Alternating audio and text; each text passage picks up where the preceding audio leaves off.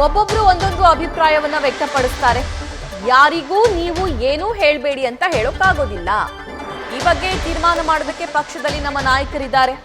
CM ಬದಲಾವಣೆ ಬಗ್ಗೆ ಸಚಿವ ಚಲುವರಾಯಸ್ವಾಮಿ ಅವರು ಹೇಳಿಕೆ ಕೊಟ್ಟಿರೋದಿದೆ. ಒಬ್ಬ ಮಗ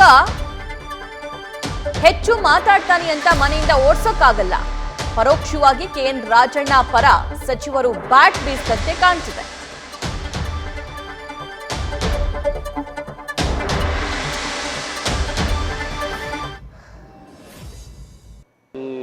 ಸ್ಪ್ರೆಡ್ ಆಗ್ತಾ ಇರ್ತಕ್ಕಂಥದ್ದು ನೋಡಿ ನಿಯಂತ್ರಣ ಮಾಡಲಿಕ್ಕೆ ಈಗಾಗಲೇ ಸೂಚನೆ ಕೊಟ್ಟಿದೆ. ಎಲ್ಲ ಜಿಲ್ಲೆನಲ್ಲೂ ಜಿಲ್ಲಾಧಿಕಾರಿಗಳು, CEO ಮತ್ತು ಹೆಲ್ತ್ ಡಿಪಾರ್ಟ್ಮೆಂಟ್ 3 ಜನ ಜಾಯಿಂಟಾಗಿ ಇದನ್ನು ಕಂಟ್ರೋಲ್ ಮಾಡಲಿಕ್ಕೆ ಏನು ಪ್ರಿಕಾಷನ್ಗೆ ತಗೊಳ್ಳಿಕ್ಕೆ ಡೈರೆಕ್ಷನ್ ಕೊಟ್ಟಿದೆ. ಈಗ ಒಕ್ಕಲಿಗರದಾಯಿತು, ಲಿಂಗಾಯತರದಾಯಿತು, ಈಗ ನಮ್ಮ ಜಿಲ್ಲೆಯ ಶಾಸಕರೇ ಅಂದರೆ ನರೇಂದ್ರ ಸ್ವಾಮಿ ಅವರು ಹೇಳಿಕೆ ಕೊಟ್ಟಿರುವಂಥದ್ದು. ಆದರೆ ಎಲ್ಲ ರಾಜ್ಯದಲ್ಲೂ ದಲಿತ ಮುಖ್ಯಮಂತ್ರಿ ಇದ್ದಾರೆ, ನಮ್ಮ ರಾಜ್ಯದಲ್ಲಿ ಯಾಕೆ ಆಗಬಾರ್ದು ಅಂತ ಹೇಳಿದ್ದಾರೆ. ಸರಿ, ಅದನ್ನು ಅವ್ರ ಹೈಕಮಾಂಡು ತೀರ್ಮಾನ ತಗೋತಾರೆ. ಸರ್, ಈಗೇನು ಬಹಳ ವೃತ್ತಿ ಆಗ್ತಿದೆಯಾ ಸರ್? ನನಗೆ ಗೊತ್ತಿಲ್ಲ. ಡೆಮಾಕ್ರಸಿನಲ್ಲಿ ಯಾರನ್ನೂ ಏನು ಹೇಳಬಾರ್ದು ಅಂತೂ ನಾವು ಹೇಳೋಕ್ಕಾಗಲ್ಲ. ಒಬ್ಬೊಬ್ಬರ ಅಭಿಪ್ರಾಯ ಒಂದೊಂದು ಇರುತ್ತೆ. ಅದನ್ನೆಲ್ಲ ತೀರ್ಮಾನ ಮಾಡಲಿಕ್ಕೆ ಮನೇಲಿ ಹೇಗೆ ಒಬ್ಬ ತಂದೆ ತಾಯಿ ಇರ್ತಾರೋ ಮಕ್ಕಳೆಲ್ಲ ತೀರ್ಮಾನ ಮಾಡೋಕ್ಕೆ, ಹಂಗೆ ನಮಗೂ ಒಂದು ಪಕ್ಷದಲ್ಲಿ ನಾಯಕರಿದ್ದಾರೆ.